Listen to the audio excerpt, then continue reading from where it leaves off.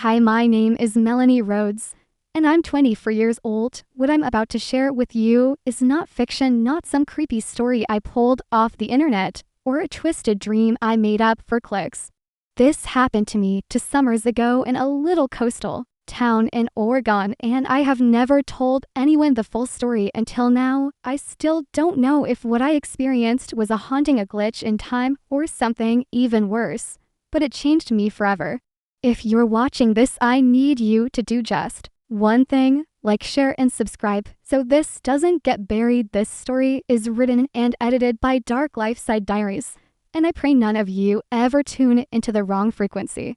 Because once you hear your name whispered back from dead air, there's no turning it off. It started on a quiet June morning when I moved into my aunt's old lakeside cabin to look after the place for the summer. She'd moved to Arizona and wanted someone to keep the property from falling apart. The cabin was beautiful, rustic wood, overgrown moss pine trees all around. But the best part, I thought then, was that it had no Wi-Fi, no signal, and no distractions, just me, nature, and a lot of time to write, or that's what I told myself. In reality, I was trying to outrun a bad breakup and an even worse city life. I needed quiet, and for the first week I got exactly that: just birds in the morning, frogs at night, and old VHS tapes I found in the attic. But then the radio turned on by itself. It was an old wooden tabletop radio, dusty and heavy with dials instead of buttons, the kind that made a clicking sound as you turned through the stations. The first time it turned on was at 2:37 a.m., blasting static so loud it shook the glass on the shelf. I leapt out of bed thinking a storm had triggered it somehow. There was no storm, no power flicker, and the radio wasn't even plugged, and I turned it off, heart pounding, and chalked it up to weird wiring or a bad dream. But the next night it happened again, same time, same static. This time, though, as I reached for the knob, I heard a voice, faint but clear, a woman's voice whispering, "Melanie," my name. Just once my blood froze. I spun around expecting someone to be behind me. No one. I stood still listening. The static returned, then silence. I yanked the plug from the wall, even though I knew it wasn't connected. I left the room trying to convince myself it was some kind of frequency bounce or radio prank. But deep down, I knew it wasn't over. The next few days it escalated. The voice began saying more. "Come back, you hear me? It's not over." Always in static, always at 2:37 a.m. Then it started during the day to quietly, faintly. I'd be brushing my teeth and hear the radio turn on in the living room. I'd be out in the garden and hear it through the open window. It never said full sentences, just fragments, whispers, like someone trying to reach me through a fog night. I recorded it using my phone. I sat there with the lights off, phone in hand, waiting. At 2:37, the radio lit up by itself. The dial spun slightly, static screamed, then a woman's voice again. "He's not gone, you buried the wrong one." I listened to the playback the next day, but the voice wasn't there, only static, not even a whisper. But I knew what I'd heard. I dug through the cabin's attic looking for clues, old photos, letters. I found a box labeled June 1995. Inside were newspaper clippings. One headline: "Local man vanishes in boating tragedy, presumed drowned." The photo below it showed a man standing on a dock. The name: Eric Rhodes. Me, for theory, don't remember him. He disappeared when I was 2. My mother said he drowned in a storm, and the body was never recovered. I never questioned it, but now the whispers were different, not angry, desperate. "He's not where you think." And then something even worse: "He's still listening." That night I heard footsteps in the attic. Above it, inside, if footsteps in the attic weren't light or creaky like the usual sounds old houses make when they settle, they were measured, heavy like boots on boards, one slow step at a time, pacing above me. Well, I stood frozen in the living room, clutching the unplugged radio in both hands like it could protect me from whatever was walking just overhead. I didn't breathe for a full minute. Then I grabbed a flashlight, climbed the narrow attic ladder, and pulled the hatch open. Dust rained down, cobwebs shifted, but I saw nothing at first, just shadows, forgotten furniture, boxes. I stepped into the low space, slowly, the beam of my flashlight cutting through the thick air. Then I heard it, a soft scraping sound, like fingers dragging along the inside wall. I spun toward It light shaking and landed on a mirror, just an old mirror, crack, foggy, maybe antique. But what was chilling was what it reflected, me standing alone, except I wasn't alone in the reflection behind me. In the glass stood a man not clearly visible, just a tall figure in shadow, his face obscured. But close, very close, I whipped round, nothing. I pointed the flashlight in every direction, empty. When I turned back to the mirror, it was just me again. Pale and shaking, I backed out fast, shut the hatch, and didn't sleep that night. Instead, I sat at the kitchen table, phone beside me, notebook open, and the unplugged radio facing me like a loaded weapon. At 2:37 a.m. it came alive, again static. Then whispers, then silence, but this time I noticed something. Not just a voice breathing deep, heavy, human. Someone was on the other end of this signal, someone who didn't need a wire or a plug. I opened the notebook and wrote everything I heard. And this time the voice said something new. It whispered, buried, but not drowned. The next morning, I drove into town to visit the local library and archives, chasing whatever scraps I could find about my father's disappearance. The librarian, a woman in her 70s named Miss Carson, gave me a strange look when I mentioned Eric Rhodes. She pulled a box from the back marked incident reports, June 95, and laid it out for me. I sifted through dozens of documents, police statements, weather reports, and photos of a capsized fishing boat. According to the report, my dad had gone out alone the night after an argument with my mom. There were signs of a struggle on the dock, scuffed with a broken railing, and something scratched into the post in what they called desperation gouges.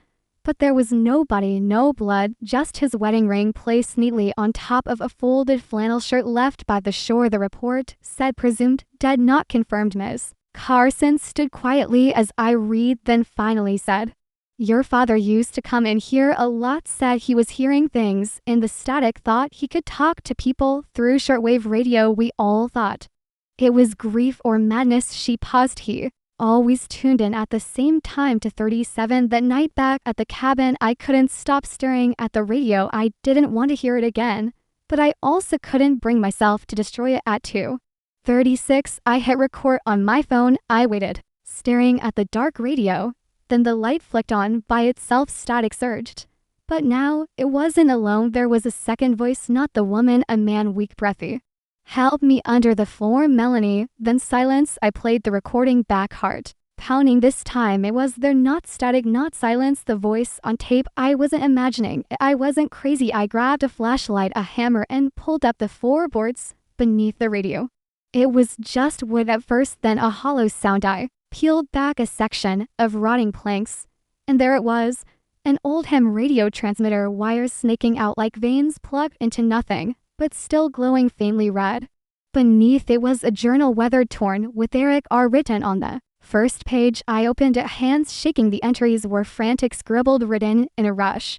They talk back. I heard my voice through hers. "She's not human. The signal isn't from this world." One page was Jew saying a phrase repeated over and over. "She knows, I know." Then on the last page, written in faded black ink, "If you hear her voice, don't answer. If you hear mine, run." I heard footsteps again, not above, not behind, but in the walls. The night I found my father's journal and the ham radio buried under the floorboards, something in the cabin shifted, like I had peeled back the skin of the place, and now it was breathing differently, watching differently, and from that point forward, it no longer waited until 2:37 a.m. to speak. The whispers came at random, now middle of the day, mid-conversation with myself, while brushing my teeth or heating soup, and worse.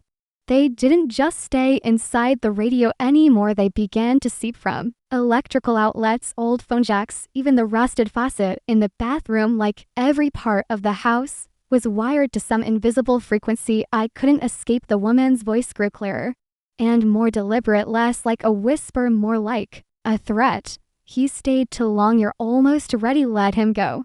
I wanted to run, but something kept me locked there, a kind of unfinished sentence in the air that wouldn't let me leave until I read the last word. So I sat down with my father's journal again, this time reading slower, deciphering his spiral of paranoia. His final weeks were terrifying to imagine. He thought the radio wasn't receiving signals, but transmitting them, sending his voice into a place he called the null field.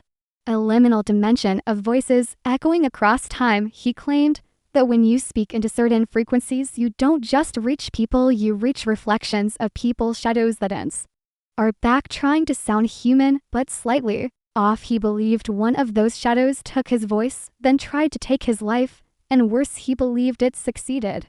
But not in killing him and duplicating him. He tried to understand that. What does it mean to be copied by a sound? He said it started. Small words said that he didn't remember saying. Conversations played back differently than he remembered them, hearing his own voice say things he never thought. And then one night, he recorded a false sentence he never spoke. I will take her. Too, he had written that the voice used his tone, his inflection, but wasn't him. He became afraid to speak near the radio, afraid to speak at all. In the last page, he confessed that he had buried the radio beneath the floorboards, hoping to muffle the signal. I feared it wasn't enough. She's in the signal now. She knows my daughter. She'll use my voice next. My hands trembled reading it. The cabin groaned around me like it had heard every word that night.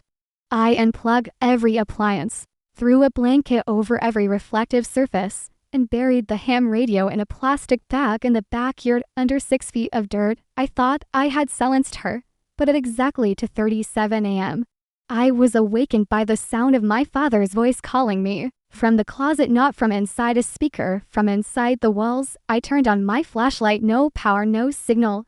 And then the old wooden radio, the one I'd unplugged and thrown into the shed, was sitting in the center of my bedroom, glowing red. I backed away, nearly tripping over the edge of my bed. Then it spoke, but this time it didn't whisper. It shouted my full name in my mother's voice, then my father's, then mine, over and over. Melanie Rhodes, Melanie Rhodes, let me. And I grabbed it, ran outside, and hurled it into the lake behind the cabin. I watched it sink, bubbles rising slowly to the surface. I didn't go back inside. I sat on the porch until dawn, shaking.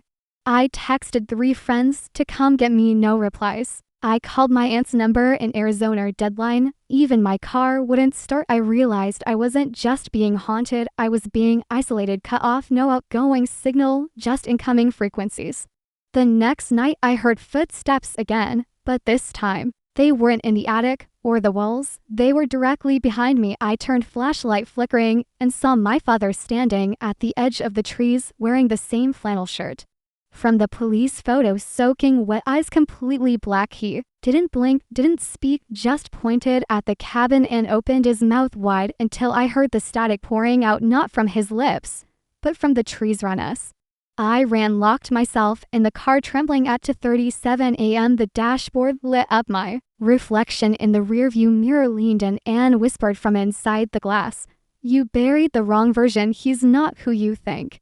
And behind me in the back seat, someone else was breathing. She didn't want to look in the rearview mirror. I already knew what I would see, but my body moved without asking, and as my eyes flicked upward, the face behind me wasn't my father's, and it wasn't mine either.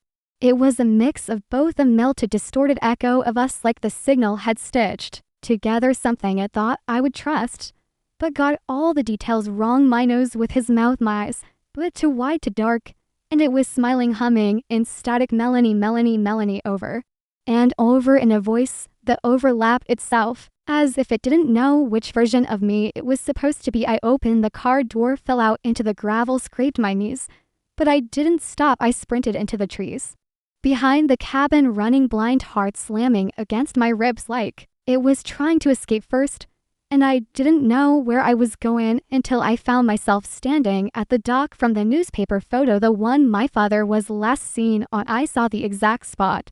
The old wood still cracked, and without thinking I climbed down under the planks where the lake met the earth. There, buried in the mud, half frozen in place, was a tangle of wires, black wires, wires I hadn't seen before. I pulled at them with shaking hands, and as they came loose, I found something that shouldn't exist.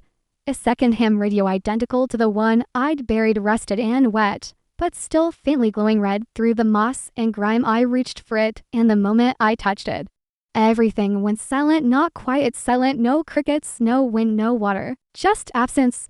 And then I wasn't under the dock anymore. I was back inside the cabin, only it was wrong. Every wall was covered in photographs of me, but not once I remembered taking some. Were recent me brushing my hair, sleeping, looking out the window. Others were impossible me as a child in this very cabin, me standing next to a man with a blurred face, me holding a radio with blood dripping from my hands. I turned and saw a mirror again. Like the one in the attic, my reflection blinked. I didn't. I took a step forward. My reflection stayed still. I asked aloud, "What are you?" And the mirror answered in my voice, "I'm what's left when you speak into places that don't speak back." My head spun. I fell to my knees. The journal my father's was sitting on the table, now open to a blank page, and slowly, like invisible hands, were writing a new message formed. She was never calling you, she was calling through you.